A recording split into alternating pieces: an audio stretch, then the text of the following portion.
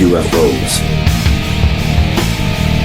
ghosts, ancient civilizations, the supernatural.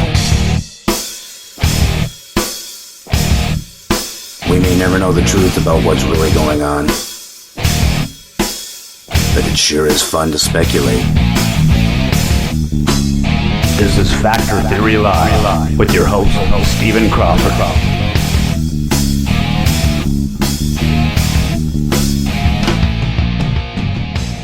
Tonight we're going to talk about the Nazi tech and some of the things that these guys... Oh, hang on a second here.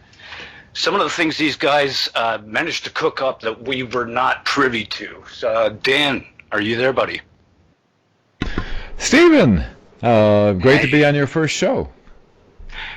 Thanks for being here, man. I've been looking forward to this all day. Of course, I'm a singer too, and before every show, I'm fine right up to like 30 seconds before showtime, and then I get nervous, and I couldn't tell if my audio was working or not. But let's get onto this now. You and I were talking with Michael Sala on the 19th of March, and you guys brought up a lot of great things that made me want to do this show with you. And one of the things we had brought up before we get into the Nazi end of it was that gentleman, Mr. Carr. Bring it up here. Was it Otis T. Carr? That's correct. Now, can you tell us a little bit about what he did? Just to give some context to everyone and anyone new to this genre of UFO conspiracies involving Nazis. Well, it's kind of interesting. You know, I got involved with meeting with scientists and inventors around the planet for 10 years, and a lot of them got national security orders. All that stems back to the Invention Secrecy Act back in 1951. Back around 1956, Otis Carr, who was... close friends with Nikola Tesla, who gave him the design and plans, to build an anti-gravity craft, which he did. He patented it, but the patent office had to patent it as an amusement device. When they got it going. It was an interesting design. It was similar to the Vril craft that they were producing over in Germany in the 30s, that was brought about by channeling by Maria Orsic. And Maria Orsic and Nikola Tesla were comparing and talking. They're both from Croatia, and they were sharing their notes about anti-gravity craft and extraterrestrials.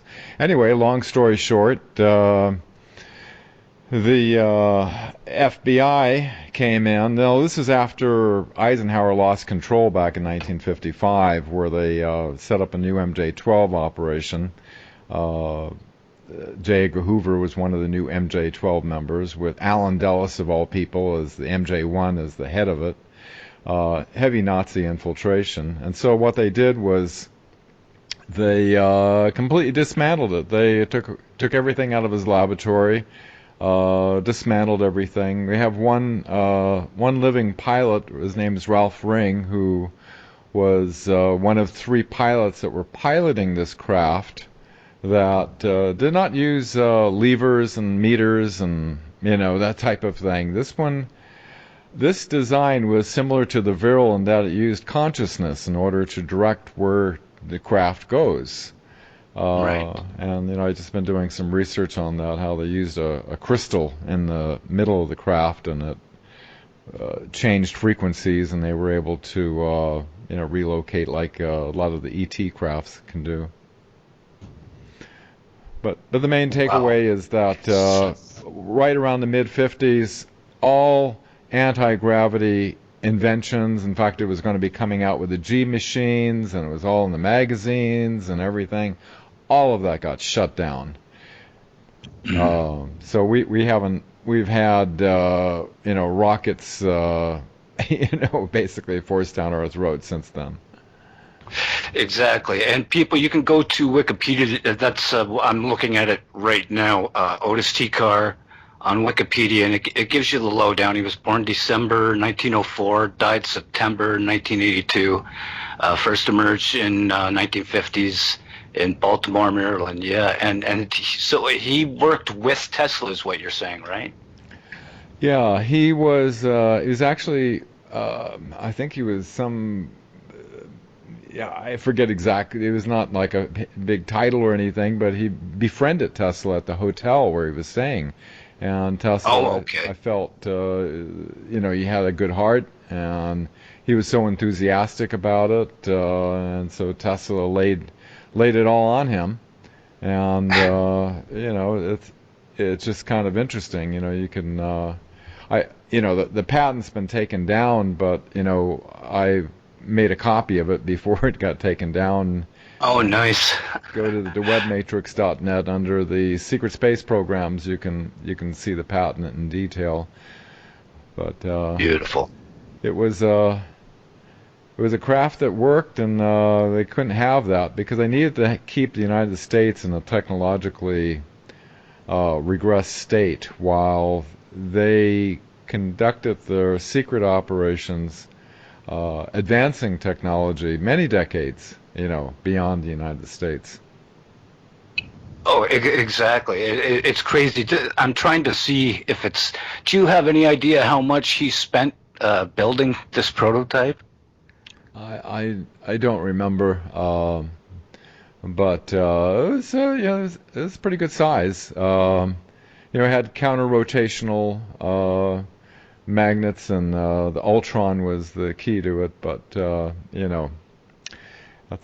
all I know is what is in the patent and what the stories of Ralph Ring has shared.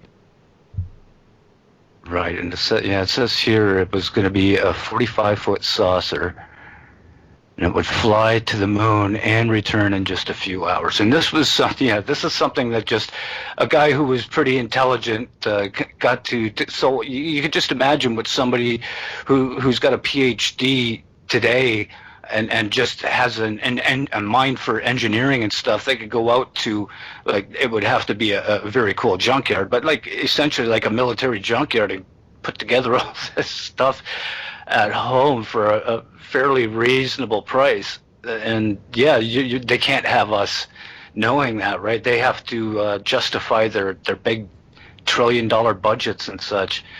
Man, so now the reason I was bringing this up, because I wanted people to realize that yes, you can make this kind of propulsion unit and a ship like this on your own. Well, you could, if were it not for the clampdown they put on it with the Invention Suppression Act. Because now we're going to move into Nazi Germany and everything they had going on from just before the war, going down to Antarctica, and setting up a base under there. So what did you had sent me this PDF. What do we got here? What do you have for us on that front, Dan? Well, it's interesting. Everybody who is listening, who has gone through the regular school system, of history and everything, yeah, there's a lot of true history that's in our history books, but it's kind of like a limited hangout, where the CIA terms, where they hang out a certain amount of safe information that they can say is true, such as when I went to testify under oath before the National Press Club and the biggest event of the history of the National Press Club. I mean, we were talking about bases on the other side of the moon, NASA are brushing UFOs out, the president's CIA directors are being denied access, that we have 0-point energy. We have the scientists that can prove it and go before a congressional hearing. We have faster than light craft. We have 57 different species already categorized, bases clearly visible on the moon. The astronauts were told to keep secret what happened when they went to the moon. All this was disclosed to 22 cameras in the back row of the National Press Club. Each one of us, I was one of 20 witnesses, each one of us stated we were willing to testify under oath, that's a penalty of perjury, many of us breaking national security oaths, to bring forth a congressional hearing. But what happened was the media, I was listening to all these testimonies. Mine was minor. I was taking communications. I had a top secret clearance in naval, excuse me, naval communications. And the ships were reporting, discs flying out of the ocean, shooting off into space.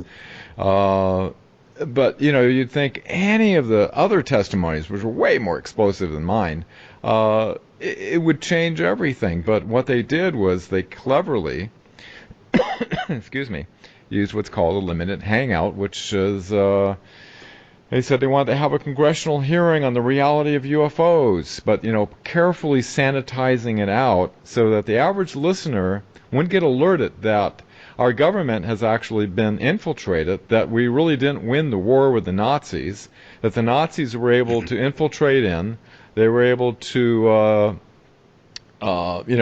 go in with create the CIA, which OSS emerged from, which Alan Dulles was pushing Truman to do, with NASA and everything. They infiltrated into the control of the pharmaceutical corporations. Operation Mockingbird took control of all the mainstream media. The Rockefeller Foundation, along with the Carnegie Corporation, they both took over. Carnegie mostly did the international. The Rockefeller Foundation did the United States, and they completely rewrote the history of what happened in order to hide, the Nazis escaping and infiltrating, kind of minor details that history students aren't getting. Now it's labeled, ever since they killed Kennedy, the CIA put out a dispatch just to label anybody as a conspiracy theorist, that questions anything. And so, Right. So that's what we have today. We have a controlled media, controlled education, controlled, entertainment industry also as well. That is creating what they plan to have, this plan called Weltanschauungskrieg, which is a worldview warfare to create a matrix of perception in order to hide their operations. And they did it quite cleverly. They moved all their operations from Wright-Patterson back in 1955 over to Area 51 and S4, which the CIA guards. And then they created these unacknowledged special access programs that they hide and bury deep within the other special access programs, so nobody ever finds these things. But Dr. Greer brought it to the attention of the head of intelligence for the Joint Chiefs of Staff, Vice Admiral Thomas Wilson, who would have the legal constitutional authority to be able to look into these things. When they discovered this, they found out it was corporations that were reverse engineering technology not of this earth, and they told the admiral to drop it, and if he didn't drop it, that he would see an early retirement and lose rank, and he was furious. And he told Dr. Greer, if you can get your people that are willing to testify under oath and go before the mainstream media, you have my permission. And so he gathered 500 witnesses. They figured, 12 wasn't enough, or 20 even. And 20 of them were, crazy enough to go before the mainstream media of the world to testify, and I'm one of those witnesses. Wow. Now, okay, I'm looking through this Nazi plan here. 1945, Nazi spacecraft crash lands on Mars. Now, what do you know about that? Well, the Nazis had a 2-decade advance. That's how they were able to intimidate both the Truman and Eisenhower administration into somewhat of a surrender, because they had advanced anti-gravity, advanced weaponry systems. They had technological superiority. They were able to have a working craft by 1934. We didn't have. Now let's get into that a little bit more. The craft that they came up with. Now, you had said that Maria Orsic, magically babelicious, by the way. I've a major crush on her for years. She had helped in the development of that. Now, do you know who else was involved there? You had mentioned. You and Michael, we were talking about the Nordics and the reptilians. Now, who was it at this point do you believe was helping Maria? It was the Nordics that were working with. The Maria Orsic and the Vril Society were rather kind of more along, not along the Nazi SS mindset. They were more along the spiritually evolving, benevolent type. But they Peace, were love, and working with happiness. the Nordics that were from the Albarian constellation, about 65 million light years from here. They were giving designs in ancient Sumerian that a design for a craft that could warp time around it. They were able to translate these ancient Sumerian language, which Maria Orsick's father happened to know Professor W.O. Schumann at the University of Munich, who was a specialist in, plasmic fields and everything. And so he gave him the information, and he saw there was viable physics in it. And so they started working on it. This is back in 1919, 1920. And by 1934, they had an operational craft. The virile, what is it? I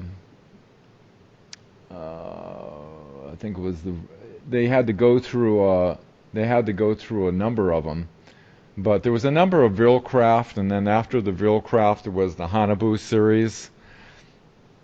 And, Admiral Byrd ran into those when they tried to, attack the Nazi base under Operation High Jump, which, they were defeated very badly, and everything was sworn to secrecy. And Forrestal, who sent Byrd down there, he wanted the public to know what was going on.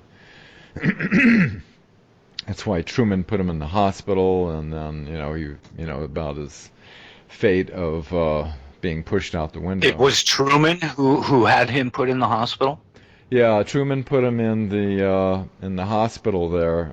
He was restricted because the other MJ-12 members, they knew he wanted to reveal this to the public. And even in the leaked MJ-12 document, it talks about his death being regrettable, was the word they used. So yeah, they had to quiet him. So what's been happening is it's been quieted up, and then the Nazis, while the 1950s, remember all the Space Brothers and everything like that.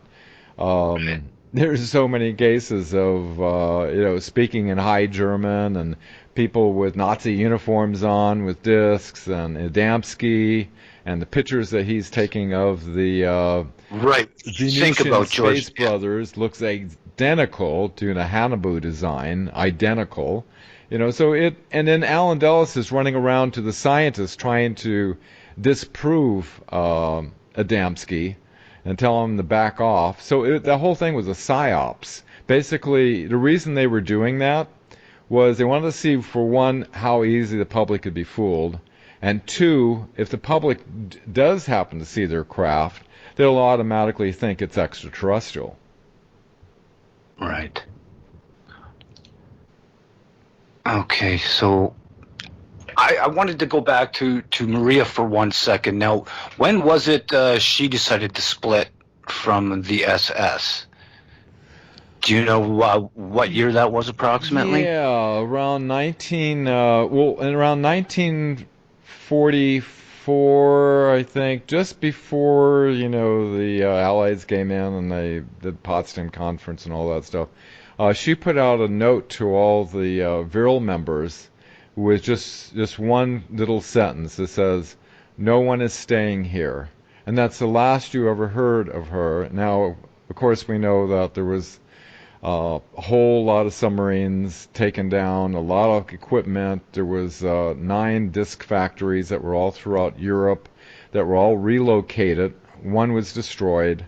Down to Antarctica, went out into Brazil, and went up in Norway, underground operations, and also in Argentina too. They have subterranean operations. So they were working with, as Professor Hermann Oberth said publicly, who was Werner von Braun's mentor, about how do you get so advanced. He said we had help from people from other worlds, and that was the reptilian race that was giving the Nazi the boost in technology. That is some crazy stuff. And so I'm trying to wrap my mind around why they did not just say to hell with it and use all this stuff during World War II. You know, it's Why they effectively infiltrated, and they could not beat the industrial might of the United States. They had technological superiority, but we had, we could build like 10 tanks and planes for every one that they could build. So what right. they did was, after the surrender, they started right after that. We started with Operation Deep Freeze, and started sending down a whole bunch of personnel, more bodies, more. And the Nazis were of a slave mindset. Heinrich Right. Himmler had a dream to have an empire of slaves. And they had quite a bit of. They were using the Jewish concentration camps, and all the other people that they sucked in, that were working underground over there in Germany. And then a lot of the slave labor and everything, they had these huge submarines, I don't know, milk cow or something like that. Anyway, that's how they transported all the stuff down to Antarctica. Well, yeah, it's saying here he controlled 780,000 people, mostly slave laborers. Just What blows me and then away they'll is they brought over Xavier Dorsch, which was Hitler's mastermind for these right. underground structures, back in 1946, and they started tunneling out in the Monsanto Mountains. That's just outside of Kirkland Air Force Base, where the whole bunch of stuff's going on. And they started branching out, where they have hundreds of deep underground military bases now. So, nobody knows what the hell's going on down there. I mean, as far as they know, there's like, thousands of children's in cages, and they're doing satanic Yeah. sacrifices. Who knows what they're doing down there. But, I hear there's some pretty, dark kind of satanic elements tied in with this whole Well, thing, and they seem to all yeah. be When you working hear in. about Dulce, New Mexico and stuff, and the things that there was a guy who, oh, I wish I could remember his name right now. There was a guy who had gotten some pictures and stuff out, and he was talking about there was a man in a cage saying that someone had kidnapped him and his family would be looking for him, and Oh, it's not too hard to believe, man. It's really not, because all of this stuff is happening. So many people disappear every flipping day that are unaccounted for. So 800,000 was, I'm sure it's gone up quite a bit a year. 200,000 are children, and they go without a trace. Those, like, a lot of people in national parks. All of a sudden, a little girl was there, and then looked around, and they sent out you know, a whole search team looking everywhere, and you see footsteps going off, and all of a sudden nothing. So yeah, there's a whole lot of missing people, and there are sex trafficking and human trafficking operations that I'm grateful the current administration is doing these executive orders. There's a whole lot of these rings being taken down. right, and we can only hope that's really happening. I mean, we have people like Q and everything that are coming out and telling us that's what is happening. And there is some reports that I would like to believe that these people are going down. I don't know what is up with Tom Hanks and his son and Oprah and all this, and the adrenochrome, and it's sick and very believable. That's what makes it even more sickening, is it is just so believable. Right now there's just so much information, disinformation. The waters are so muddied. You don't know who's who on whose agenda. All you can do is, I just been collecting information for decades, and what what makes sense. You have to think, well, if they had anti-gravity, and all indications show there are, they have so many witnesses, that would they create a secret space program if they had anti-gravity? Would they go to the moon in 1942? Would they go to Mars? Would they be able to do? Of course they would. Would they want to keep it secret? Well, if the public learns that we have this super advanced technology, they'll say, why the hell are we driving these internal combustion engines with gasoline? And why are we paying Pacific Gas and Electric or whatever your electrical provider is? I mean, they have technology that we've been kept using these dangerous, obsolete technologies. After I went to Washington, CBS did a one-on-one interview with me, and I said, I'm not doing this interview unless I can make a little quick, short statement, and that is that we have the scientists willing to come forth in an open congressional hearing, prove we have a solution that's non-polluting, for the energy and environmental crisis. They promised up and down. The producer afterwards, she said, I'm sorry, I know I promised, but the higher executives made me cut that part out. And the higher executives, you find that at all the highest executives of the main 6 corporations that control everything we see and hear are, intelligence, CIA connected. And that's all connected with billions of dollars of think tanks that are engineering our consent, writing the scripts that the teleprompters are giving. I used to be an ABC newsman. And then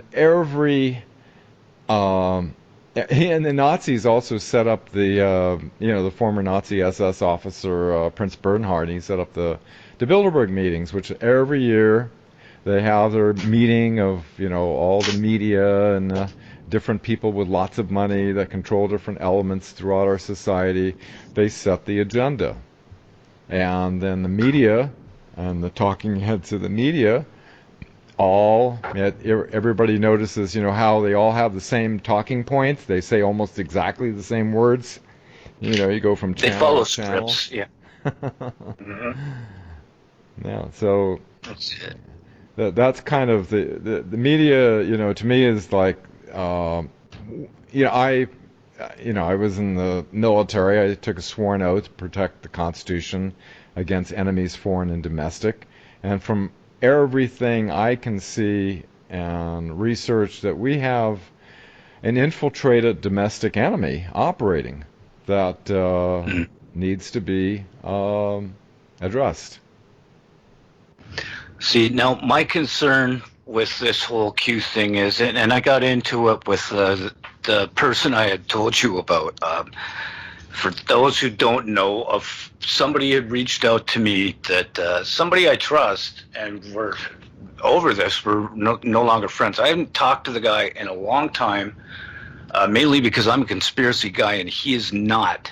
And so we didn't really have much to talk about. He contacted me out of the blue after I did that interview with you and Michael Salla, and he had told me that a billionaire friend of his had contacted him, and he himself was recruited shortly after 9/11 or something. He was having issues with custody and father's rights and kids' rights and stuff like that, and he had mentioned that's why he had been tapped. And he had said that there was things I was talking about that made people angry, and then other things that made people happy, but they were at the time pissed off that I stopped sharing about Q.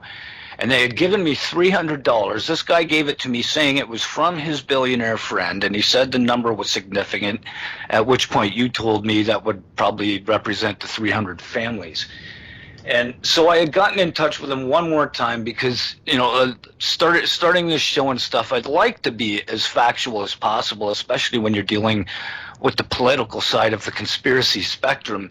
And there's so much information out there, it's really hard to know exactly what's true. So I gave this guy one last chance to say, it's just me and my buddy TJ were screwing around or whatever. And he got pissed off at me. His response was, it just kind of threw me. And I said, you still haven't answered my question. Like, if he was basically trying to tell me to just, shut up and do what they told me to do. And I'm like, dude, I'm a mouthpiece and I ask questions. If you're looking for sheep, then I already don't trust Q, especially if you're claiming to be from Q. And then he had got mad at me again and said something to the effect of, well, maybe you weren't meant to be contacted. I'm like, okay, well, who contacted me? This billionaire who runs Q or you? Now, once again, is this a joke? If it is, why did you give me $300? Why are you say, well, he was a friend, he was going to help you out. But why'd he get mad at me? If it was a joke, he would be playing around, right? So I don't know what to think. I had basically told him, you know what, if your billionaire buddy is part of the problem, then, I don't know what kind of agenda these guys themselves have. Apparently there's the billionaires of the deep state, the black hats, if you will, and then there's supposed to be the white hats, but we don't really truly know what is the plan of the white hat. Like, I'm thinking there's a new world order is the end game, no matter who's in charge, whether it's white hat or black hat. It's just a matter of, are they going to be raping our kids while they do it, or are we going to get to live a Star Trek type of life? What do you think about that? Well, I think it's absolutely healthy to question everyone. Don't follow any person, and just be an observer and research and accumulate information. And the truth has a way of keep resurfacing and getting validated. And it takes a long time to start to build your base of what you feel has a higher credibility of being real versus something that's like the flat Earth theory, for example. And what one trick the media does is they put things that are valid with things that are, like you put Q with the flat Earth theory, for example.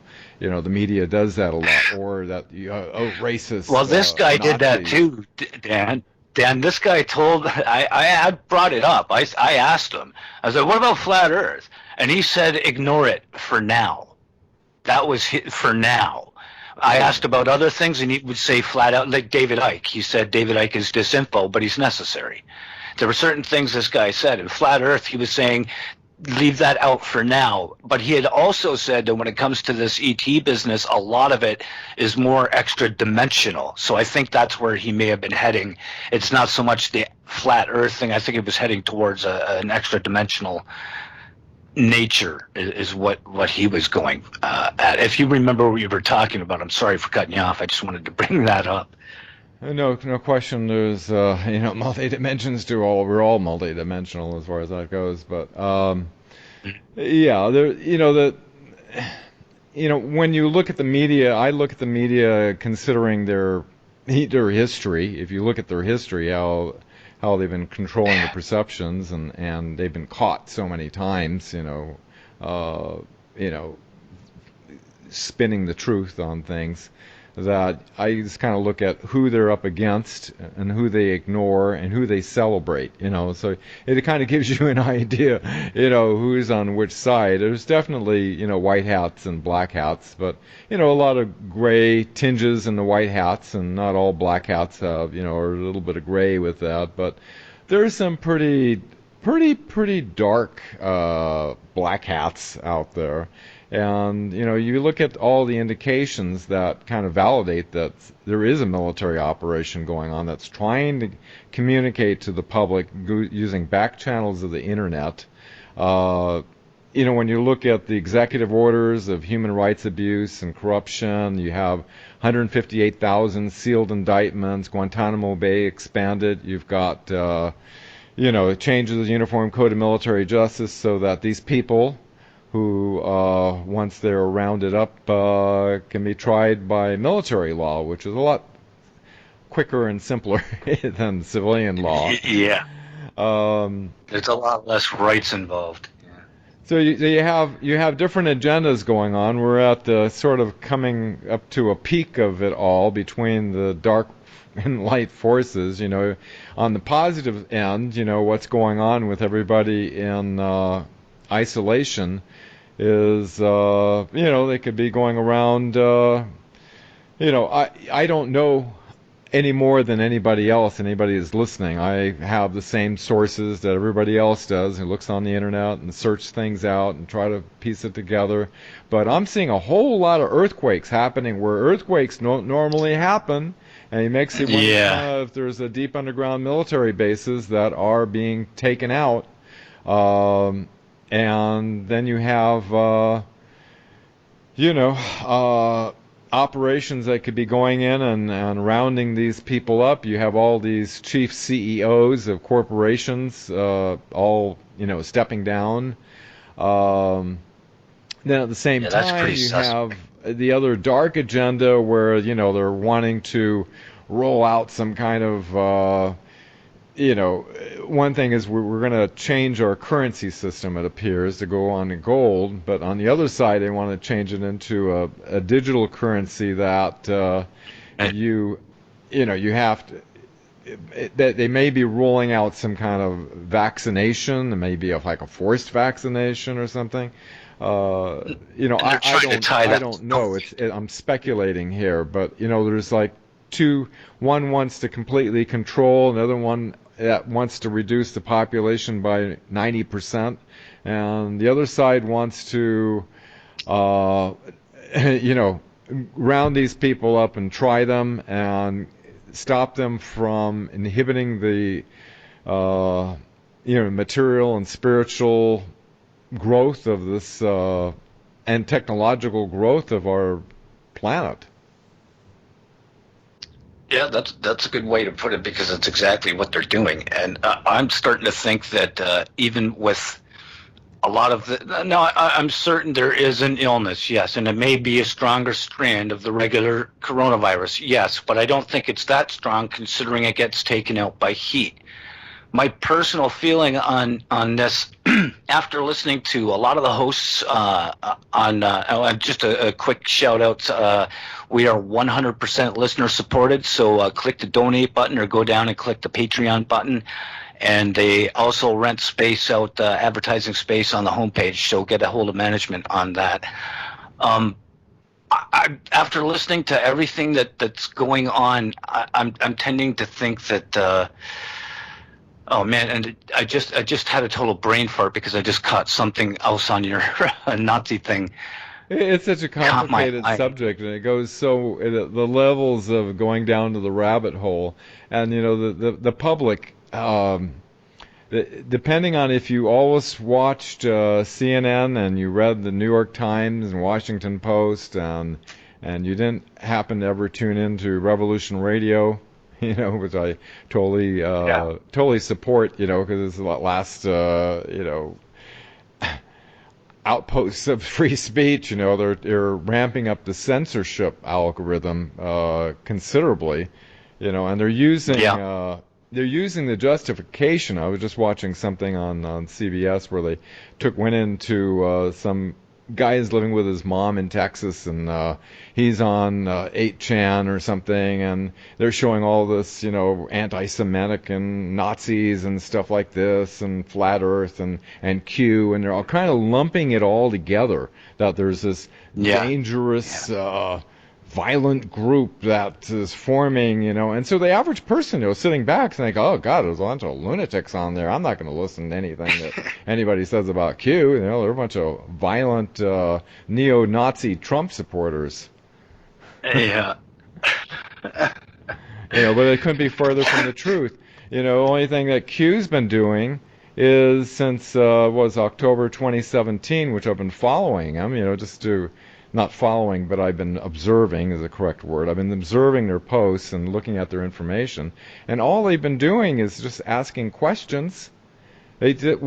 How much more validity can you get than putting out a question, having millions of people look into and research what the answers are to they're giving the clues to the dots.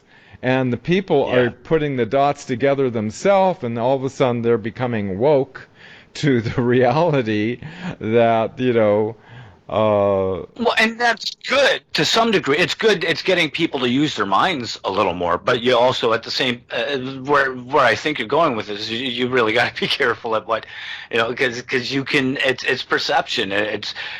Each person has their own individual idea of what that post means.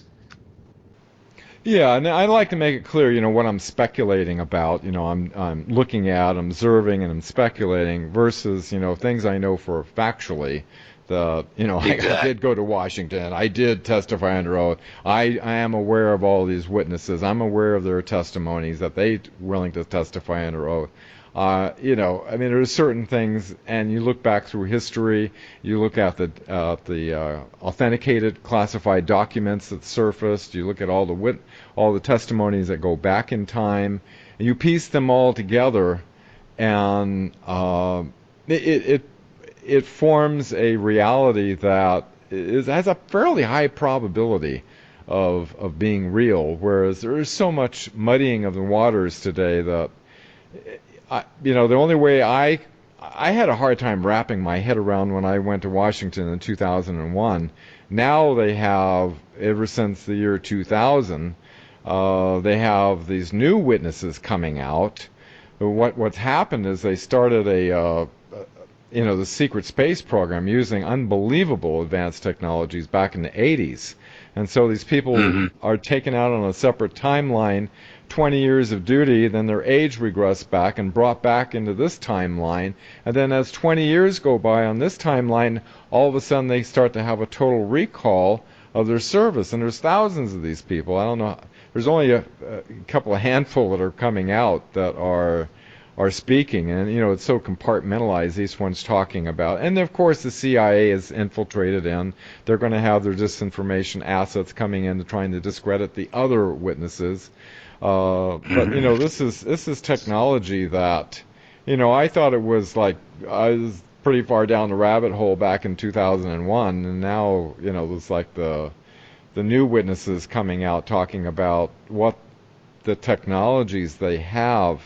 Well, you can imagine with unlimited trillions and trillions of dollars and some of the best brilliant minds and resources available, working for decades, like Ben Rich said, anything you can imagine we already know how to do, except to take an act of God to ever get it out to benefit humanity.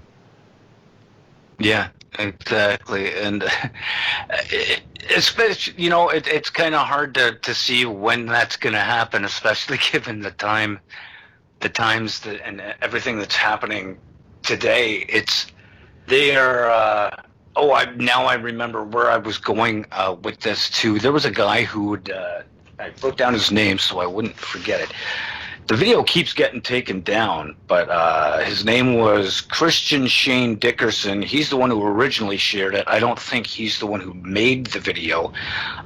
If any listeners out there know who that was, please let me know so I can put that in details later on in comments and such. But he was talking about how there is a flu and everything. People are getting sick, yes, but there's also the 5G radiation is also, it's radiation poisoning, and it's not just 5G. It also started with like 3G and 4G. So we've been getting, and the cancer rates go up each year. So it makes perfect sense that it's a culmination. It's not just one or the other. You put an illness that can be taken down. See, I think these guys, they had to put the illness forward. I think they were going to try to hold that. I think they believed that Trump was going down, that he was going to be impeached, and then that they were going to be able to win the election, and then they were going to pull out this pandemic stuff. But when Trump lost, they were panicking, and they were like, well, man, we've got to turn his fan base and all the people on the fence against him. Let's get this virus out there and say it's his fault. No one knows about it, even though the Democrats are the ones in charge of all the positions that would have that knowledge that it was going to happen. And they were the ones who, they put out their own plan pretty quickly.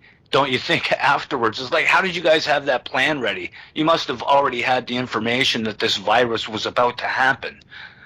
That's what I was getting at. So if anybody's on Facebook, Look up that guy, Christian Shane Dickerson, and he's got a video where this guy lays it all out, even back to all the nuclear blasts that have been done, nuclear tests, thousands of detonations in the air, on the ground, and under the water since Oh, it's nuclear testing's begun. insanity. Yeah, absolutely. Yeah, well, You you know, have to so I feel like question. When you have a whole lot of coincidences, like the right. virus being patented, and and Gates with the World Health Organization several months They need before the whole something to thing, they cover run up for the radiation. a whole thing of what's going on right now with the pandemic before the pandemic happened. So, and then you have, the whole tracing of, the scientists and the Chinese and with the Fort Detrick and where they actually, back in 2001 is where they had the anthrax thing, where they traced it back to that location.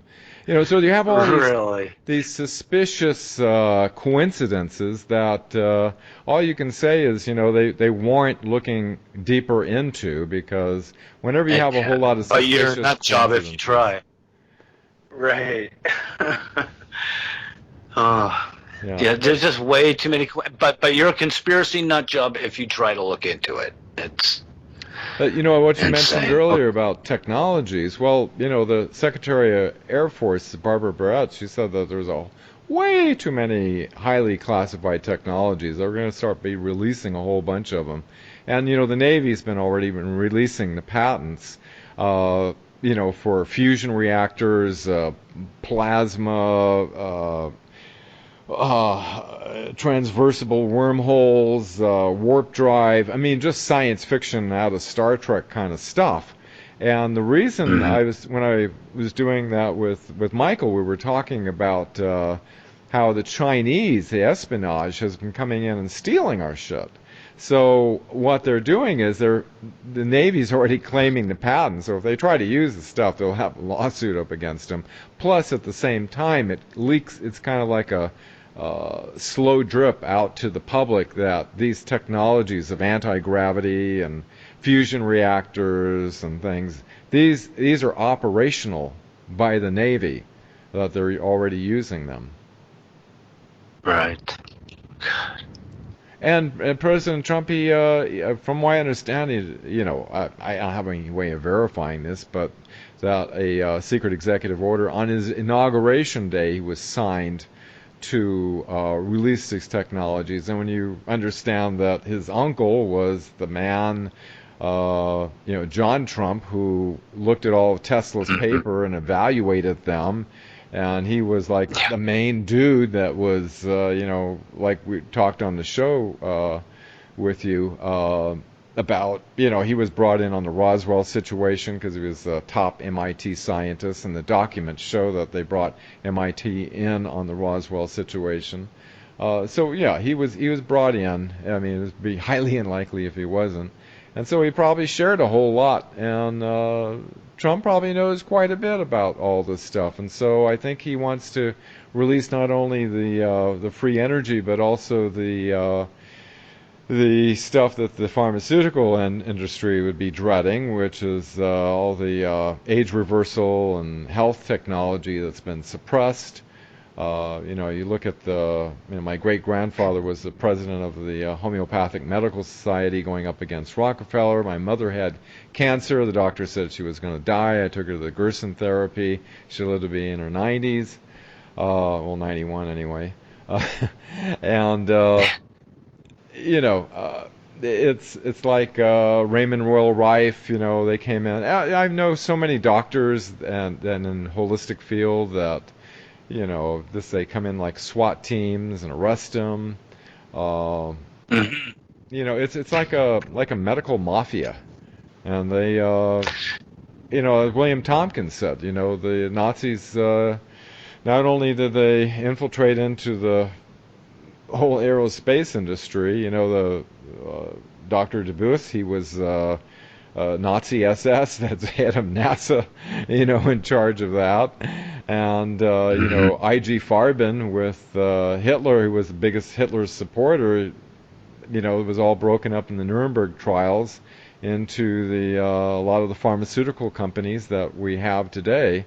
And, You have to think about all the stuff, from fluoride to genetically modified food to chemtrails to, just all kinds of things that seem right along the line of eugenics. It seems they're trying very, very hard, and that's seems to me to be another reason why they're stepping up with the 5G. It's been alleged that the 5G also was first implemented in Wuhan, so I'm not positive if that's true or not. But Yes, no, that's at absolutely this true. point, No, that Wuhan was the test bed city for, and the 5G was on the cruise ship, and the major right, cities like New York and others, a lot of them have 5G implemented. But no, there's no question about. I'm a broadcast engineer. I've worked with it all my life, all sorts of different frequencies. I have the highest class licenses. Ran most powerful FM station on the West Coast for many years. But those are lower frequencies. When you start getting into microwave frequencies, 60 gigahertz and like that, I mean, there's right. biological tests that, what's sad is in my interview I did with Randy Kramer talking about the telecommunication, that caught my attention, of the secret space program. They're not using cell phones, getting tumors on the side of their head and stuff like that. They're using a whole different type of different technology that's benign. The, Exactly. the microwave technology, it affects the bees, it affects all living organisms. It's not. There's technology that's being suppressed that we completely tear down and retrofit our complete telecommunications network with. Oh, definitely. It's sad when you think about, like, there was somebody, I can't remember who it was, one of the women here at the station that was talking about that somebody had brought up German engineering, and they had said, why is German engineering better? What makes them so special? And I don't know. You would really have to, like, considering operation. See, that's what I was going to ask earlier. We're getting close to the break, so we'll probably get into it more after the break. But you think it could be possible that the Nazis already, since they'd already had this tech, and try to remember this for after the break. Since they had this tech, could Operation Paperclip have been part of their ultimate plan? That losing was part of the plan, just so they could move over and stunt, if you will, the American space program from ever taking off, slow it down as much as possible. Oh, yeah, no question about it. They set the whole thing up. They knew that Truman was afraid of the Soviets, and so Right. they hid they hid all the Soviet intelligence. The Nazi intelligence was, the Soviet files in the Bavarian mountains in order to bring in 3,000 Nazi spies into the CIA, and then yeah, they definitely. Even astronaut Clark McCleveland, he happened to walk in on DeBus's office, and guess who he saw? It was Hans Kammler. Hans Kammler was supposed to be dead. Hans Kammler was Heinrich Himmler's main man that was in charge of the super advanced technology, such as Die Glock, the bell, and all this stuff. So, yeah, the Nazis were right in there. But you Okay, have to we're at understand, 10:50. it's more than just the Nazis, it's all their sympathizers, the banking elite that work with them, and the other people Hmm. who have similar ideologies in which they kind of support each other's common goals, and so they work together, secret societies.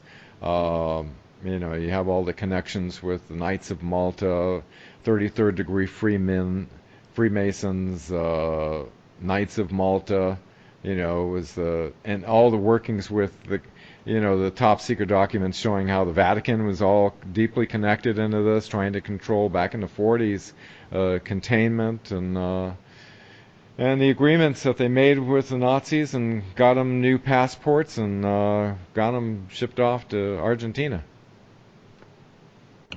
Wow. Okay, it is 10:56. Nobody said anything to me yet, but I am thinking it's probably break time. So we will be back after 4 or 5 minutes here, approximately.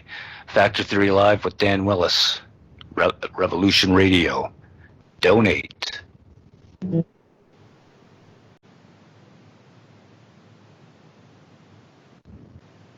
All right, welcome back to Factor Theory Live. I'm Steve Crawford, and I am here with Dan Willis. We have been talking about the Nazis and Maria Orsic and Q and the virus and 5G.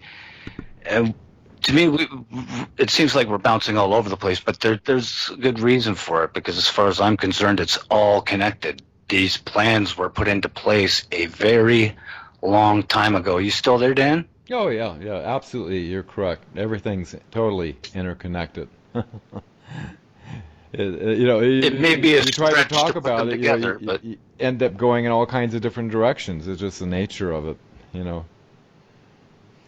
exactly. Now, I wanted to pop back to the UFOs and back to the 40s for a minute, because something's been eating at my craw for a while. 1947, June 24th, first sighting of flying saucers reported by Kenneth Arnold. Now, what do you know about Mr. Arnold? Well, this was. Was he CIA? No, he was a businessman and a pilot, and I don't know a whole lot. I have to go back and dig through it, but basically he saw a craft that he drew a picture of that looked almost identical to the Nazi Horten flying wing. Back Okay, then. that's yeah. Because I remember seeing the ship, and I'm like, has anybody else ever reported seeing anything that looked like that? Because that's the only time I've ever seen that type of configuration for a ship, was that Nazi plane and Kenneth Arnold's drawing. Yeah, I know what you mean. Yeah, I've seen a lot of UFO shots, but you don't see those. Maybe they were a beginning, prototype, or maybe they, it's hard to say what they are. When I got my report of, the sailors on the ship seeing this big 70-foot disc coming off a port bow, coming out of the ocean, is glowing brightly reddish orange, and then the thing shoots up and goes. The radar operator tracked it going over 7,000 miles per hour. I mean, who knows what the hell that was? I mean, it wasn't a giant orange balloon, that's for sure. This was 19. Where were you stationed? I was stationed the Naval Communications Station in San Francisco. I was in charge of the code room, and it was Nice. naval support ship that was off the coast of Alaska that was reporting it as a secret classified report. It got authenticated. It was going to the Chief of Naval Operations, and this is 1969.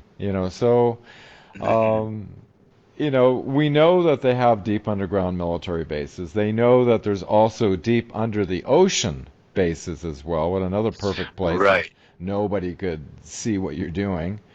And, they could be extraterrestrial. They could be U.S. government. They could be Nazi.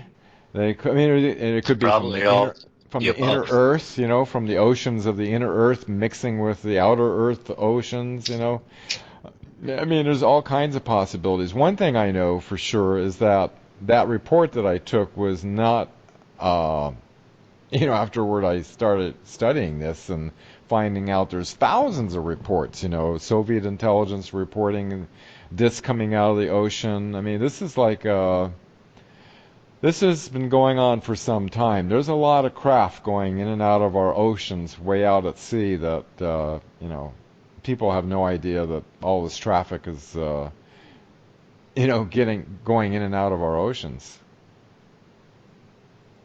Yeah, there was a video. I haven't seen it in a long time. Actually, I think it's been taken down. But there was I believe it was off the coast of California, and there was a very thick cable that just kind of led out to the ocean, and everybody was like, "What's this thing about?" Now, I'm not sure what it was for. It could have been for underwater base. Could have been for testing of something. Could have been something that led out for power to. Oh, actually, now I do remember. At one point, I had done a show that talked about how a lot of our internet and that comes from underwater cables, still to this day. So that's probably what that is. I think I just answered my own question with that. Uh, okay, now I'd like to get into Operation Mockingbird. Right now, I'm just following your the plan that you had sent me, that paperwork, and I am up Oh, to Operation Mockingbird here. right. What I sent you was just a couple of copy and pastes from a timeline.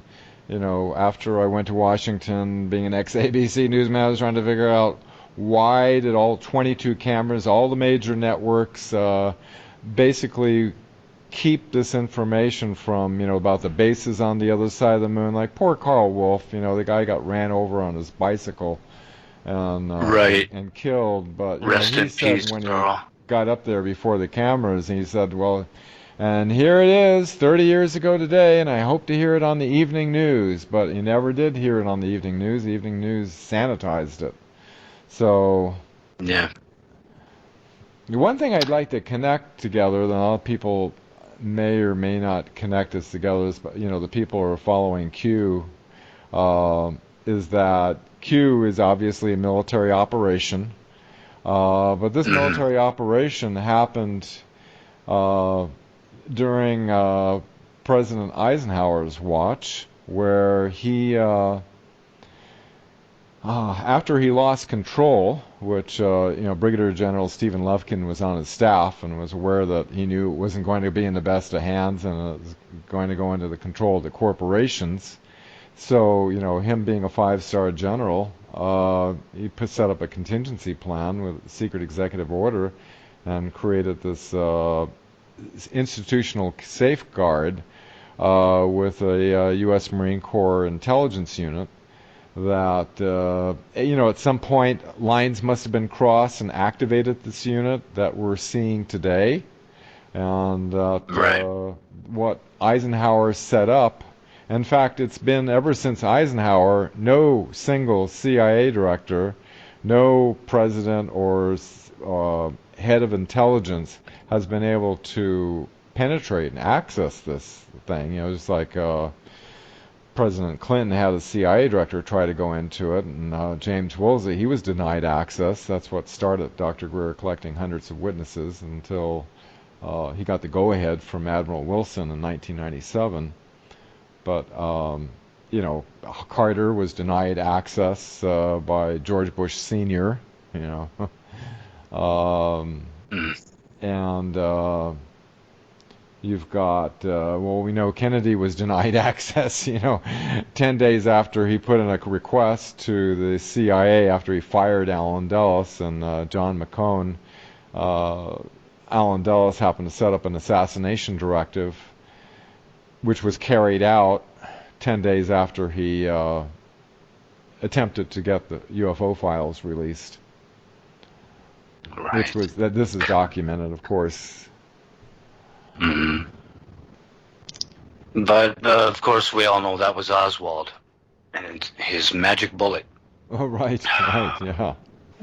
But the JFK files that came out, just a couple of years ago, which George Bush Sr. put a 25-year secrecy order on, and it made it very clear a number of different things. It made it clear that LBJ was deeply involved in the murder of Kennedy from KGB Mhm. intelligence, that Adolf Hitler had escaped and was in Colombia at the time, then moved down to Argentina.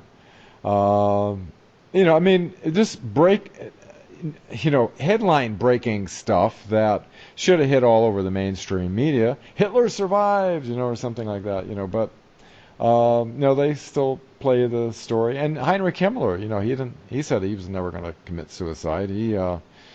Forensic Mhm. experts looked at the doppelganger and didn't have the fencing scar on the cheek, and so he escaped as well. And so they all escaped and had their operations, and still have their operations down in Antarctica and the moon and Mars. Yeah, I'd love to be a fly on that wall for the people who know what's going on down there. There's, the way Kerry was sent down there just before Trump got into office, and Buzz Aldrin, like, why?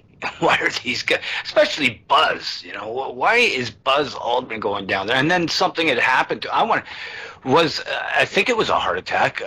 Something had happened while he was down there, and he had to be airlifted out. I'm wondering if he saw something that gave him a heart attack. Then there's this strange tweet that he denies it was him. It came from his account saying, "Oh, we're all in danger. It's evil itself," or something of that nature. And there's Yeah, I didn't. a picture of the pyramid in Antarctica.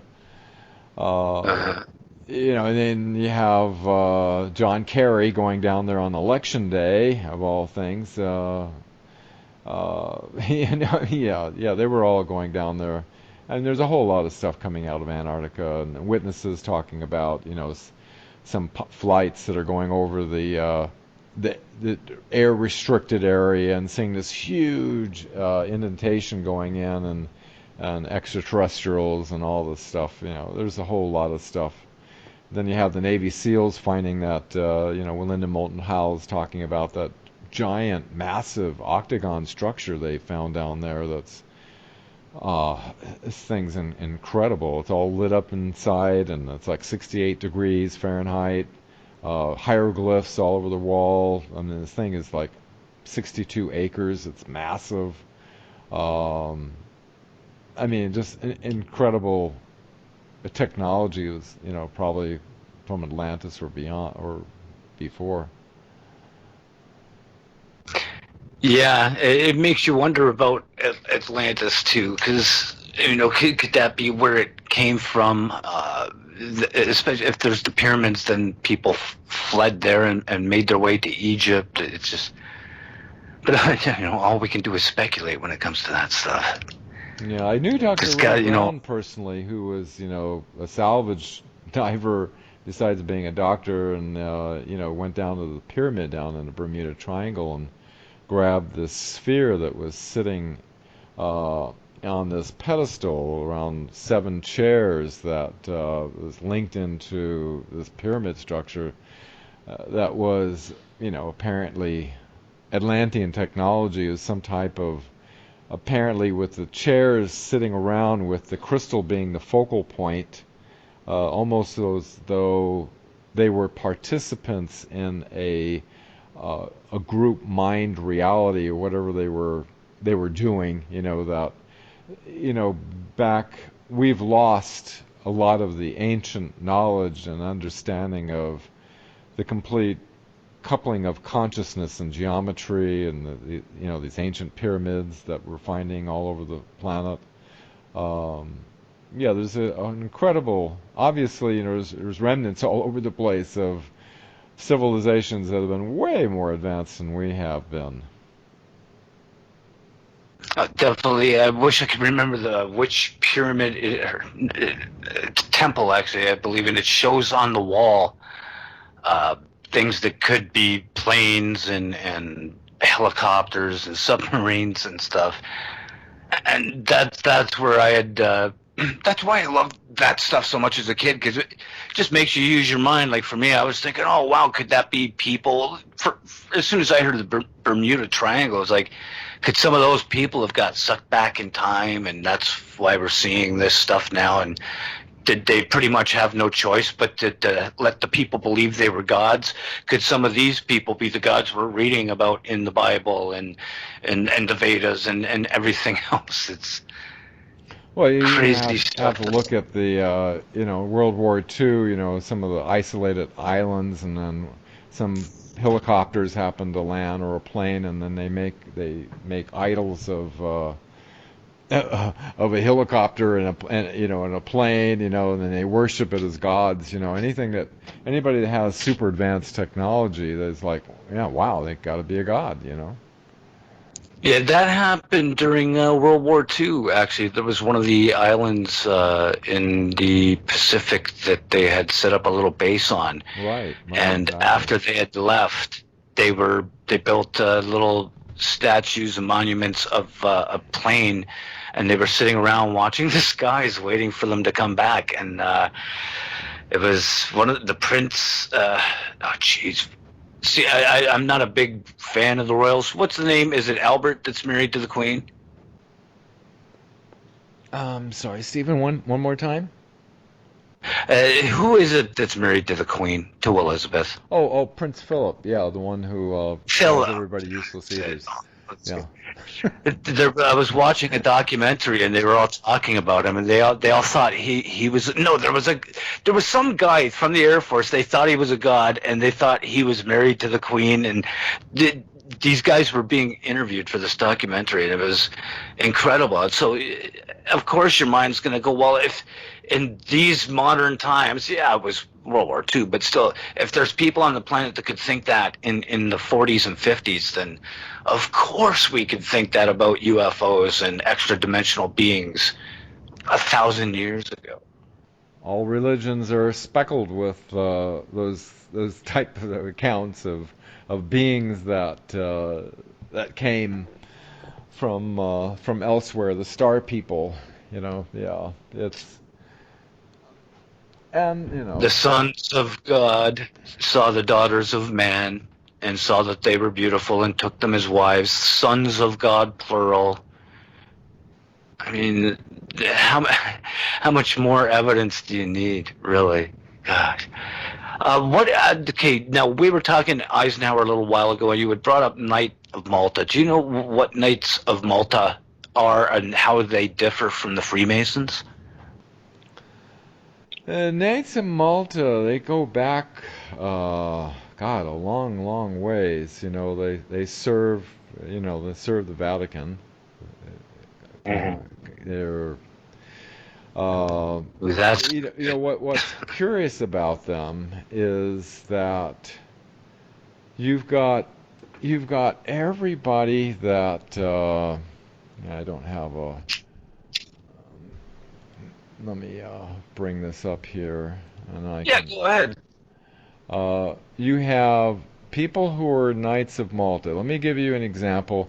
We were talking about earlier about being coincidences of people being Knights of Malta, and you have to think about the following people were Knights of Malta. You have Amschel Rothschild, who was architect of the Bavarian Illuminati. You have David Rockefeller, who was CEO of the Trilateral Commission, the Manhattan Corporation and co-founder of the Trilateral Commission. You have in the High Nazi Command, you have Heinrich Himmler, who was a Knight of Malta. General Reinhard Gehlen, head of Nazi intelligence, who came in and with Allen Dulles and set up the new CIA. Prince Bernhard of the Netherlands, who was a Nazi SS, who set up the Bilderberg meetings. You have Presidents Dwight D. Eisenhower, Ronald Reagan, George H.W. Bush, Bill Clinton, George W. Bush, all being Knights of Malta.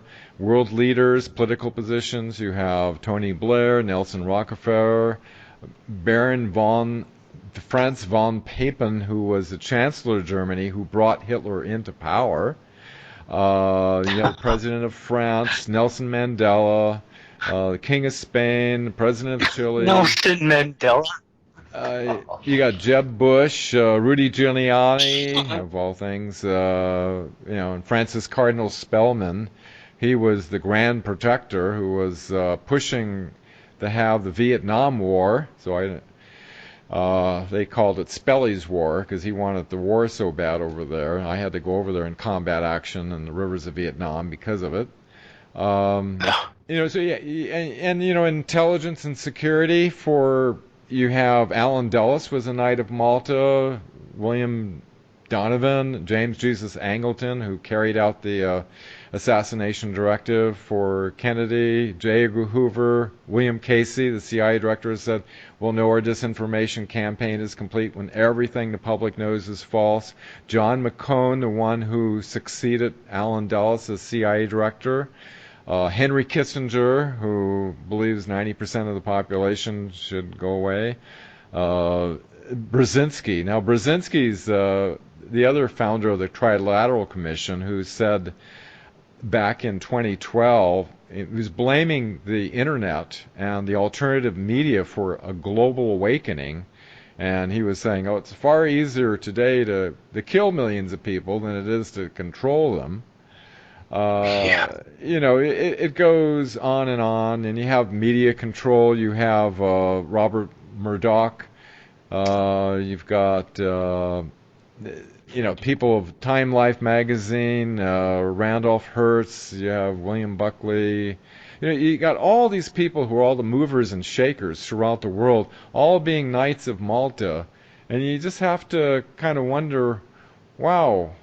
Are they all getting kind of, you know, the same notes from who's ever controlling all of them? And then you have to look at some of the secret documents that leaked about, you know, Cardinal Francis Spellman back when, let's see, what was it? Oh, yeah, this is 1952 Top Secret Majestic 12 Annual Report.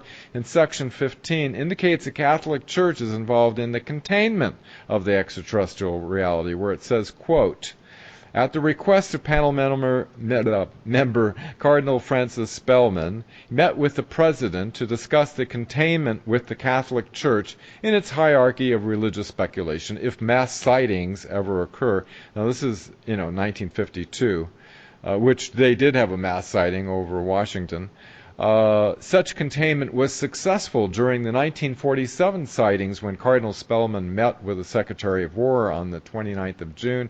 The President has been briefed on Defense Plan 4P, which was written in part by the panel member. So, you know, you got this Cardinal of New York who's a known, you know, ferocious pedophile that's writing this war plan called 4P that if we start to have extraterrestrial sightings, the church wants to have containment of that, you know. And so this is an authenticated document that that leaked out.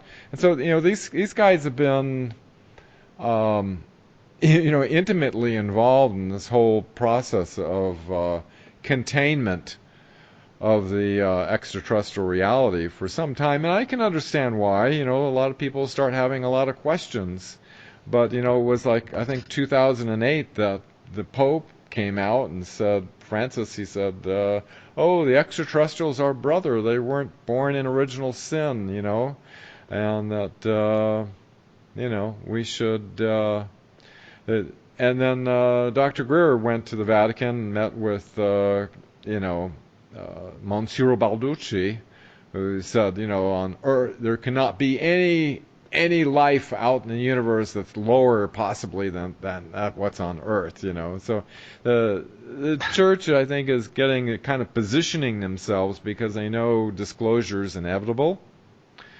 and so, you know, they have a power structure that they've set up. You know, it goes all the way back, burning of Library of Alexandria and the Council of Nicaea, you know, and rewriting things. That's why so many people have a hard time believing it.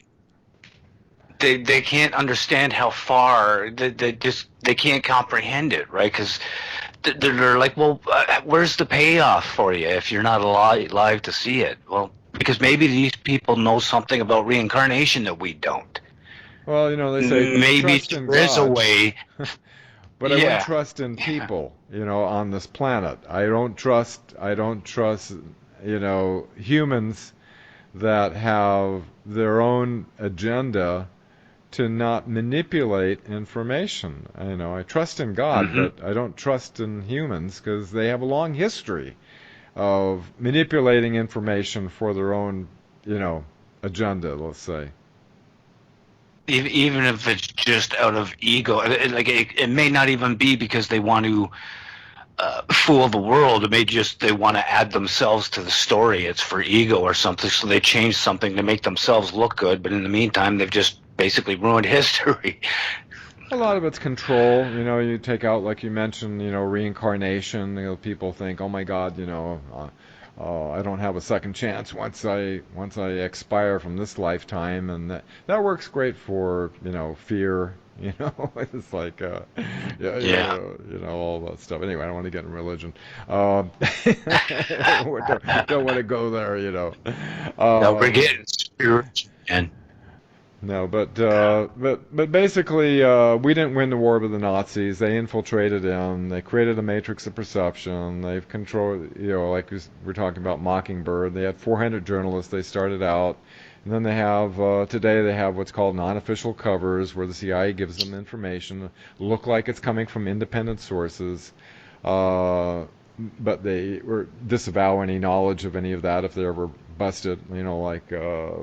I can't remember his name. He was a German journalist that spilled the beans, but he unfortunately died. Um, but yeah, it's just a psychological Grand Canyon that you have these people who, and I had a hard time wrapping my head around that. The media is controlled by these corporations with an agenda, and the nice looking woman or man that's the anchor of the television station is reading a teleprompter that Mhm. somebody else is engineering. Like when I was a ABC newsman, I rip off this back in the 70s in ancient times, but I would rip off the American Press, United Press International. I didn't know who was writing up these, how they would word it, and what news they would cover. I had no idea that the intelligence agencies control, especially having to do with the extraterrestrial issue. They control this information before it gets out to the public. Right, and even here you were talking about Casey, and you brought up how he was a Knight of Malta, and he even says there's a quote here: "If you consider the first person who helped us with this disinformation program was Mr. George Adamski, because there's even back in the 50s, there's even people today who still believe George Adamski, and when there were witnesses and such, so it makes you think that maybe it was this secret space program and it was the Nazis somehow involved because it was supposedly the Nordics that he was in contact with. So it would make sense that if they were speaking this high German and such, that it was Germans that he was, and they would have had, you know, he would have had to, the Germans in the U.S. would have had to have known this stuff together back then. It was So, yeah. coordinated, and you have to wonder, Yeah. in 1963, Adamski went to the Vatican and to meet with the Pope, Yeah.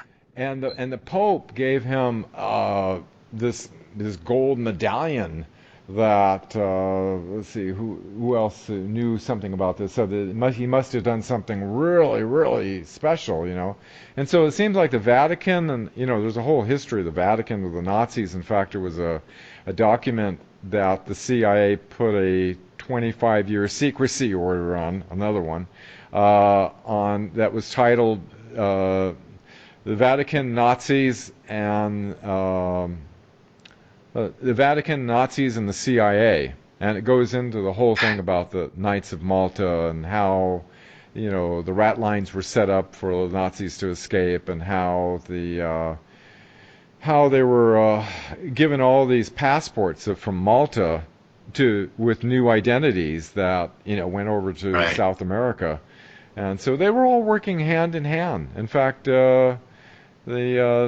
Nazis did a concurrent, it was called. I'm not real knowledgeable on all that stuff, but basically it was an agreement with the Vatican that if the Nazis completely won, took over, that they would have control of certain things the Vatican would have. So they've been working together. There's many pictures of the Vatican priests and the Nazis all together doing the Sieg Heil salute. The salute, yeah. Wasn't Benedict? I'm pretty sure Benedict is in one of those pictures with them, and Yeah, that's part yeah. of why he had stepped down. And Adamski, he had clearance for the Pentagon too. He could walk into the Pentagon. Like, Yeah, yeah, and then Adamski didn't even write the books. In fact, what was curious was yeah, I that's read his insane. first book, and what I was doing while I was reading it, I was actually, I was working at the Naval Electronic Engineering Center on all the Navy's electronic and satellite equipment, and they had a top secret project of this underwater project, and needed somebody as a temporary security guard. It was like a building within a building, and I had to sit into this little corner where the scientists and things were going in and out. And while I was doing that job, I was reading the book Inside the Flying Saucers, and Mhm. by George Adamski. But it turns out that he never wrote those books, and Alan Dulles was telling people to back off that were questioning Adamski at all. So the whole thing was a psyop. And if you look at the one document that came from the CIA director, Beadle Smith, is talking about psychological warfare in regards to the flying saucer phenomena. In other words, they've been using this information as psychological warfare, and as in the briefing that William Casey gave to Reagan, they talked about the reason they were doing that, this whole psychological warfare, is that it makes the people think, like we talked about earlier, that if they see anything that's flying out there that looks like out of this world, people automatically think it's ET. But that way they Right. keep their secret anti-gravity craft, the U.S. had anti-gravity, but it wasn't until October of 1954. But by that time, Eisenhower lost control in 55, in February of 1955, and so it all anybody doing I like I said, I spent 10 years meeting with scientists and inventors. Many received national security orders. There's a secret system within the patent office called the Sensitive Application Warning System, which anybody who has Right. anti-gravity, free energy, a whole list of things that would be game changers for our planet, they automatically get issued one of these national security orders that states that your invention has been deemed to be a detriment to the national security of the United States. Therefore, you cannot share it with anyone. Anybody you have shared it with, you must give their complete details of who they are and everything. So basically, they've been able to keep a lid on this ever since the Invention Secrecy Act of 1951, and there's probably well over 6,000 solutions to get off of nuclear, oil, and coal, these obsolete, dangerous technologies that we've had shoved down our throat. And and the 5G. Navy's just releasing some of these new patents, and I think it's probably going to be pretty soon that we're going to see if the white hats, which they need our mental support on, you know, can secure this stuff. And they also really, really messed with us when it came to the Cold War, right? The CIA, when they put was it Galen in charge? Of, Right, no, it General wasn't Galen. Reinhard Gehlen. Uh-huh. It was him put in charge, right? Yeah, because he was giving us false information the whole time. Right, right. It was they were saying Gellin. They were lying to him because what they did was Alan Dulles had General Wild Bill Donovan, head of OSS, push Truman to create the CIA. Truman did not want to create the CIA. He saw it as a peacetime liability. But he got the All right. CIA, and what happened was they started giving false estimates of what the Soviets were doing, and so it brought in trillions of dollars. I forget, was 6 or 8 trillion, and the Cold War was brought in, but a lot of that money was funneled into the CIA's operations. And after they murdered Kennedy, Truman said 30 days afterwards, said that, the CIA doesn't have to account to anybody. They're off on doing their own thing. He said that in the New York Times newspaper. So, Yeah. They've been, and then when they lost control, during the Eisenhower administration, which he tried to warn the people about the unwarranted influences, and only an alert and knowledgeable citizenry, that's you listeners out there on not KGR, on Revolution Radio, and to take nothing for granted. And he was right. Yeah, definitely. And Dulles was also behind MK Ultra, and he initiated it, and the LSD experiments. Now, I don't know whether to thank him or not for the LSD, but well, I think it backfired. I think it opened up some circuits for some people, and they saw life in a different way. Once they. Yeah, it seemed that it really only gave, if you think about it, the people who were getting the bad trips and going nuts and stuff, it was mainly because they had no idea they were ingesting it. People who went willingly into it tended to have good trips, and like you said, they were opening up new horizons, and and they actually ultimately started to utilize that as well when it came to the remote viewing. Yeah, and the Russians were heavy into it, and it looks like the Russians and the U.S. were actually working quietly behind the scenes with space developments. All it looked like we were adversaries. There's a whole different world going on. And so interesting what happened when we went to the moon. Where I'm a ham radio operator, since 1964, and all the ham radio operators had their dishes pointed at the moon to pick up the transmission directly before, NASA sanitized, Buzz Aldrin and Neil Armstrong talking about these babies are huge, sir. They're spacecraft lining up along the edge of the crater. And when William Tompkins was working at TRW, where they were getting live feed from the lunar landing, he got involved in all this thing because he has a photographic memory.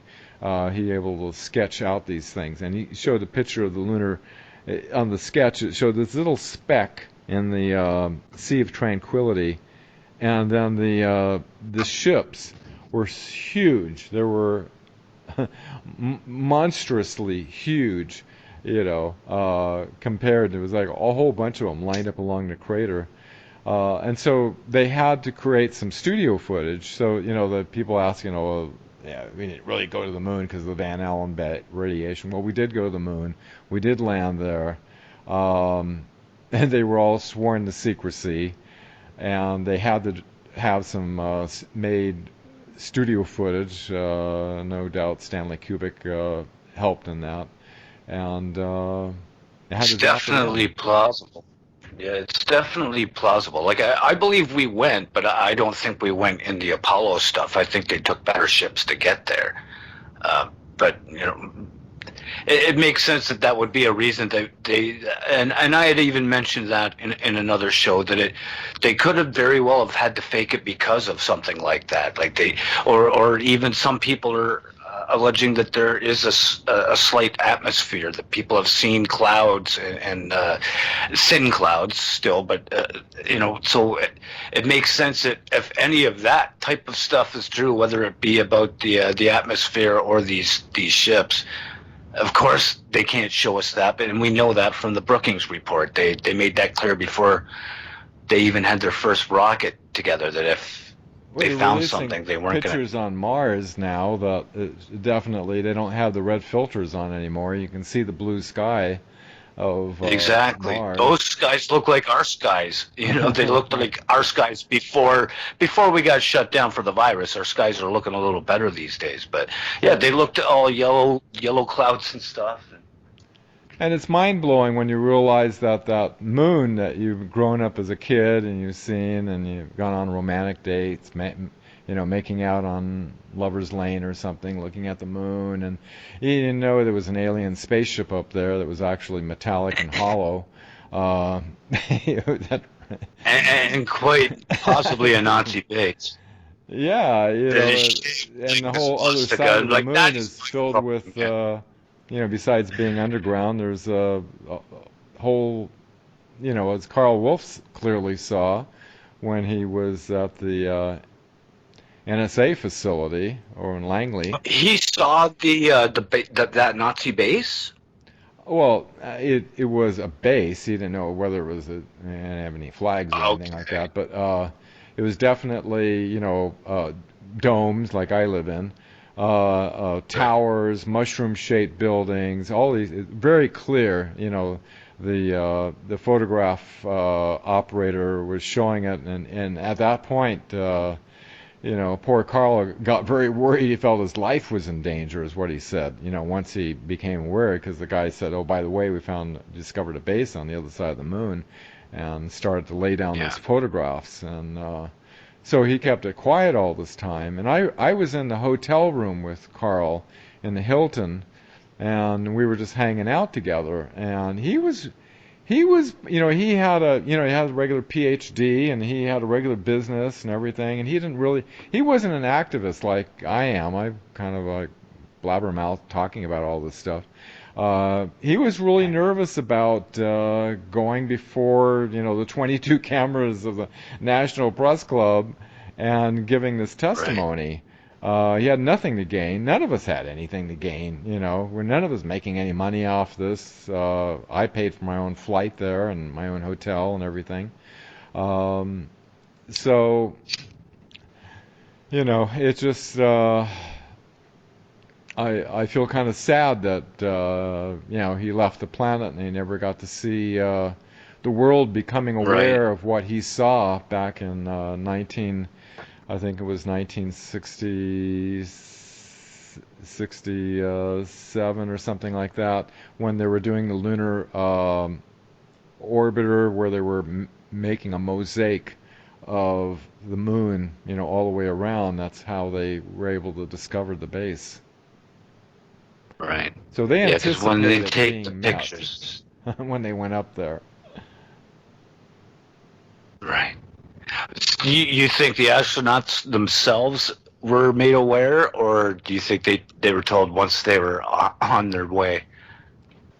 Oh, I think, I think they must have been briefed or something, because a lot of the astronauts, like Edgar Mitchell's, he saw ET craft following the spacecraft, and he knew a lot of people that was very connected in and was very aware of this. It's kind of interesting. After he passed away, in his files, they found this transcript, which was the astrophysicist Eric Davis that had a meeting with in 2002, I believe, or 2003, with Vice Admiral Thomas Wilson, who talked about earlier, was denied access to this unacknowledged special access program that was reverse engineering ET craft over at Area 51 S4. He was pissed. He was vehemently angry, and all this was transcribed. Apparently, I'm assuming Eric Davis was sitting. They were sitting in the EG&G building, which was the flight terminal for the Janet flights that go up to Area 51 and take personnel up there. And they were sitting out there in the parking lot in the back of his limo, or whatever the military, for the admiral. And he talked about this technology that was not of this earth, and that the corporations are doing it, and how he was threatened, and how this about these whole illegal operations, and he felt like he had a gag order in that these operations are according to what he told Dr. Greer, that this group is illegal, quote unquote, and that's why he gave the permission to go before the mainstream media of the world. But that didn't work because they control the mainstream media. Yeah, and the one Rockefeller, was it Nathan that was hanging out with Dr. Greer? Oh, who was that again? Which Rockefeller was it that Oh, Lawrence Stephen Rockefeller. Greer He was? was a Lawrence. That's it. he was a little different bird than the regular Rockefellers that are all into corporate money, greed, and all of the stuff that they've been doing, a long history of things. Um, he wanted to actually have disclosure, and And he so kept trying to march into the White House to get his way. yeah, Clinton, like you said to Sarah McClendon, regarding disclosure of this, he says, Sarah, there's a secret government within the government, and I don't control it. And, so you have ever since Eisenhower, nobody's had access. It's been everybody's been out of the loop. They've been able to operate these unacknowledged special access programs, hidden, buried within these other special access programs, bringing in, we got what 21 trillion missing or something like that, um, and then there was all the stuff that was going to happen on 9/11 that was going to be exposed, and then the computers right in the part of the Pentagon where the missile hit. Yeah. According to General Stubblebine, who said that wasn't an airplane, that was a turbine off of a missile he saw that was in the wreckage. Um, and also the computers that were on the second floor of the North Tower, all that was taken down, which was going to be, I think it was called Nasaria, where it was basically put an end to the Federal Reserve, and everybody would have a huge amount of money. They would release all this technology. It was like the best ending of a movie you could ever imagine, better than Ewoks celebrating that the Death Star was taken down. It was like the best thing ever. But all that got taken out thanks to, the Bushes working with the people they work with. Which is probably the Isn't it 300 funny families. yeah, yeah, and isn't it funny how the evil seems to jump back and forth between the parties. Depends on who's in office, and if that guy can be compromised, then okay, this time it's Bush is in office, all right. Well, we know he's evil, so the Republicans are evil this time. And what's that? Clinton's in. Okay, well, publicly he gets to be nice, but he's still going to be evil behind the scenes. And Well, Clinton signed this act back in 1996, this Telecommunications Act, that allows the telecom companies to put these cell towers or 5G things wherever they want, and it doesn't matter if there's public outcry that they, yeah, and that law is still in place.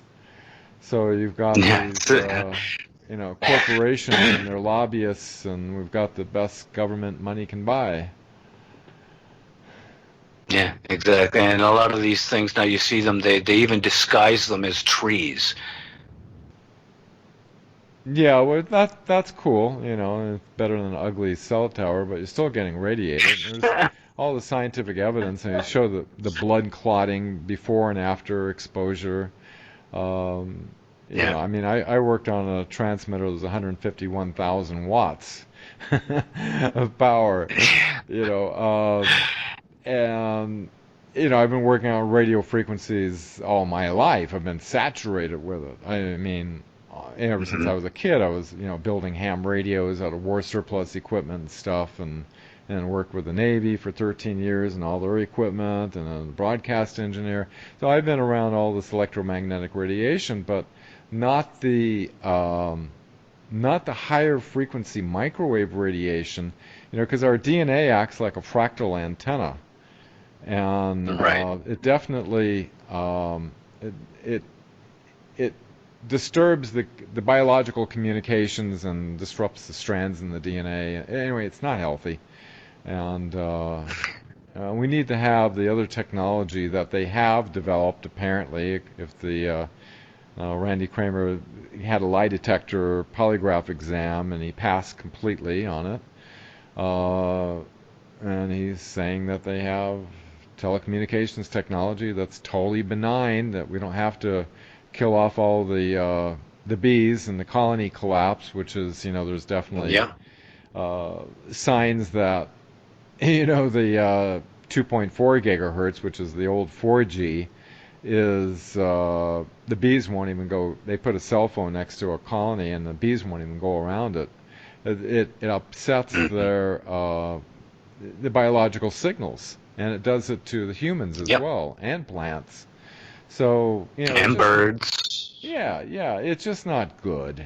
So we need to replace these technologies with benign technologies. We need to take down the entire grid, start massive manufacturing.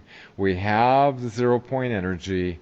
The little box can disconnect the wires from the grid, plug you in. Every home and business could have multiple kilowatts that are non-polluting. You won't have any electric bill. Your car can have one of these in it and be an electric car. You never need to have it recharge. All this technology's been available for decades, but there's financial interests, and the reason why they Otis Carr and reason why they confiscated everything and shut him down was because he was threatening the financial structure of the United States, and so that was the reason they gave. And it makes sense from a business perspective, but well, morality needs to happen over financial interests, especially with our medical system.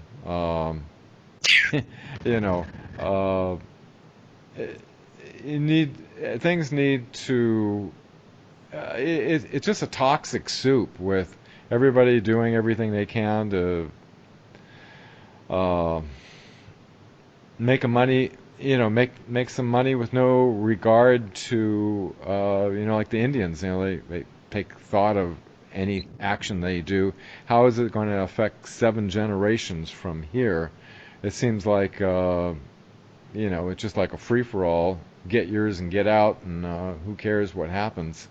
There's no conscious responsibility, and people, it's like the golden rule has been changed to, he who has the gold makes the rules, and that's the perversion, that's been happening.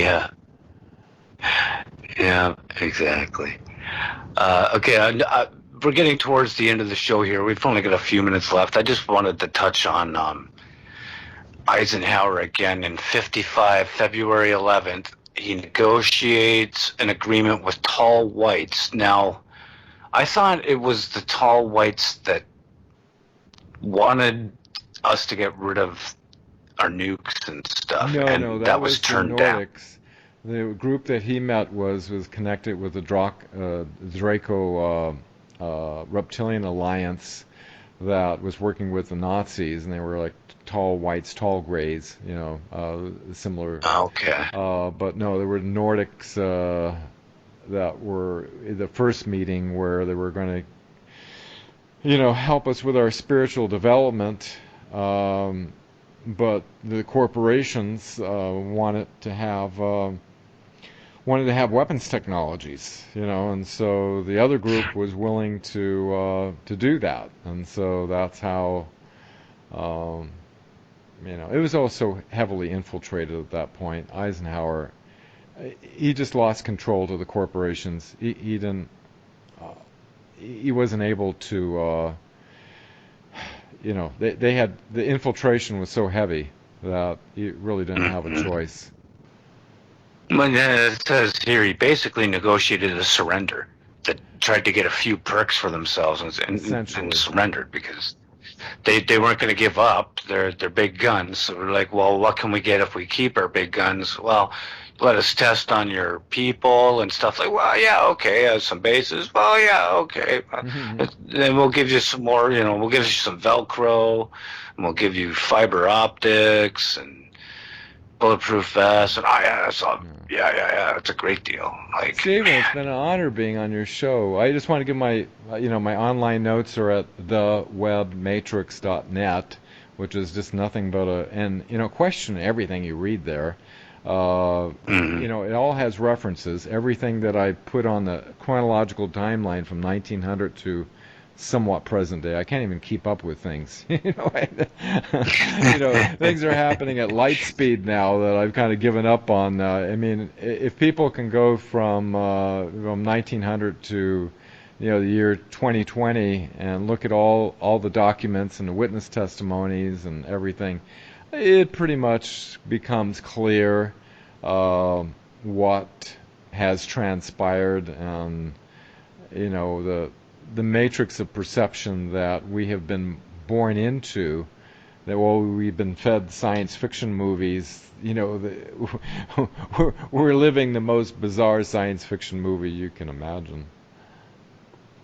Exactly. And it looks like this should be the end of the show. So this was Dan Willis, and I am Steve Crawford. This is Factor Theory Live. Thanks to all those who tuned in, and thanks to everybody in the chat room, Mr. Roge, Eric Cub, Krug.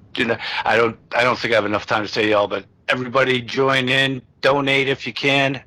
Have a great night, and thanks a lot, Dan. I'll talk to you later. Oh, thanks for having me on your maiden voyage show. Thanks a lot, brother. Have a great night. You too. Bye-bye. Be evasive. But that doesn't mean that they're telling the truth as opposed to fiction. Genesis chapter 6, verse 4. There were giants in the earth in those days, and also after that, when the sons of God came unto the daughters of men, indicating that there were giants before the Nephilim. And sons of God, plural. They weren't talking about Jesus coming down. No, that's right. Yeah.